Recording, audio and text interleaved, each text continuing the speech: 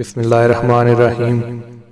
تم فرماؤ آؤ میں تمہیں پڑھ کر سناؤں جو تم پر تمہارے رب نے حرام کیا، یہ کہ اس کا شریک نہ کرو اور ماں باپ کے ساتھ بھلائی کرو اور اپنی اولاد کو قتل نہ کرو مفلسی کے باعث۔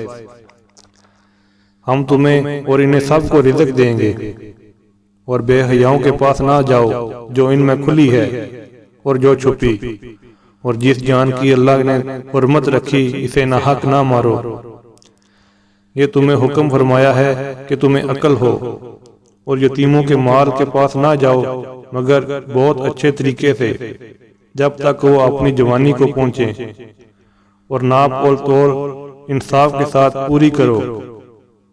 ہم کسی جان پر بوجھ نہیں ڈالتے مگر اس کے مقدور بار، اور جب بات کہو انصاف کی کہو اگرچہ تمہارے رشتہ دار کا معاملہ ہو، اور اللہ ہی کا عہد پورا کرو۔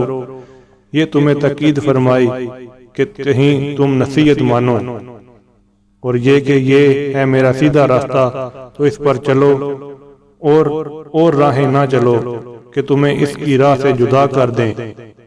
یہ تو تمہیں حکم فرمایا کہ کہیں تمہیں پرہیزگاری ملے۔